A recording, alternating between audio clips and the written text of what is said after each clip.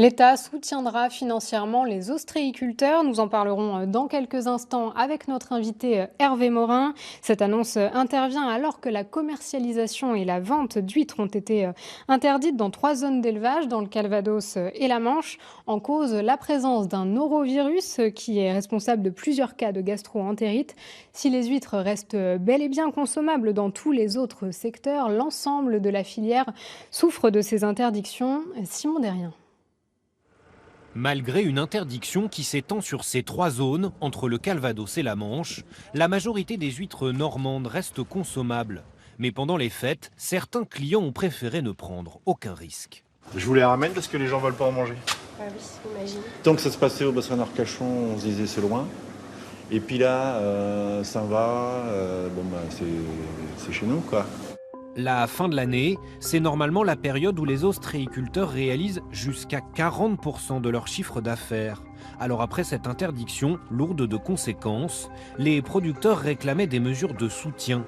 Demande entendue hier par Hervé Berville, secrétaire d'État chargé de la mer. Depuis le début de la crise, le gouvernement est aux côtés des conchyliculteurs. Une réponse du gouvernement qui fait suite à la prise de position du président de la région Normandie il y a une semaine. En Normandie, première région conchylicole, l'ostréiculture représente des milliers d'emplois. J'attends notamment d'Hervé Berville des réponses rapides, claires et précises sur les demandes des ostréiculteurs. Hervé Morin semble avoir eu gain de cause. Dans un communiqué transmis à nos confrères de France Bleu Normandie, le secrétaire d'État prend des engagements. Nous apporterons le soutien financier et fiscal nécessaire à chaque entreprise touchée dès qu'elles nous auront communiqué leur bilan des pertes. Du côté des ostréiculteurs, on ne crie pas victoire trop vite. Tous ceux que nous avons contactés ont refusé de s'exprimer, ne souhaitant pas s'engager dans un combat politique. Ils espèrent maintenant des mesures concrètes, au-delà des simples effets d'annonce. Alors, des mesures concrètes, voilà ce qu'attendent désormais les ostréiculteurs, on vient de l'entendre. Bonsoir Hervé Morin, vous êtes le président de la région Normandie. Vous dénonciez en fin de semaine le silence du gouvernement. Le secrétaire d'État chargé de la mer a confirmé qu'il y aura bien un soutien. Est-ce que vous êtes rassuré ou c'est juste un effet d'annonce pour vous ? Non, mais moi j'ai confiance dans une déclaration de ce genre. Ce que je trouvais très surprenant, c'est qu'on avait un gouvernement totalement congelé, comme s'il était paralysé à l'annonce d'un éventuel remaniement ministériel. La première ministre est du Calvados, elle a été élue dans le Calvados. Le secrétaire d'État à la mer est un grand communicant et tout d'un coup, il n'y en a pas un qui a fait l'effort de venir voir les ostréiculteurs, les conchyliculteurs. Donc je me suis un peu énervé.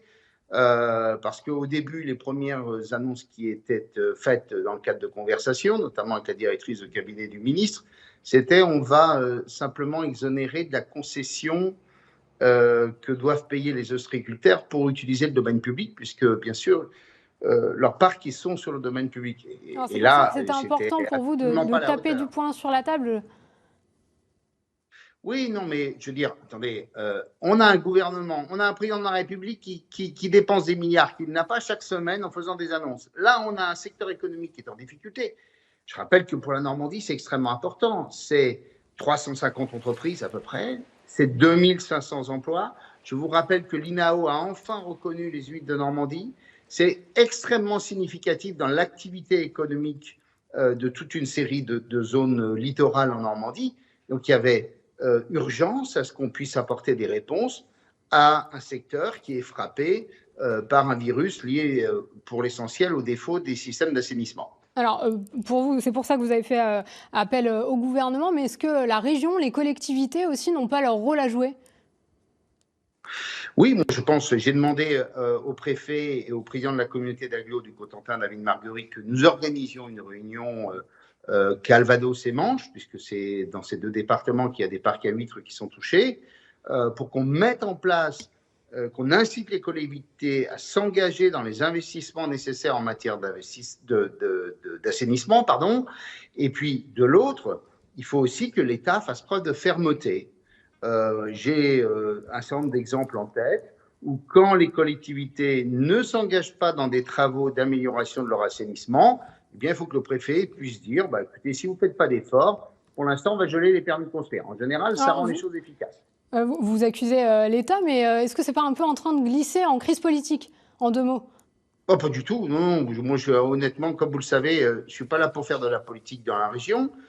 La seule chose que je constate, c'est qu'on a un gouvernement qui, en général, se précipite à chacune des crises. Merci. Et puis là, tout d'un coup, plus rien pendant 15 jours.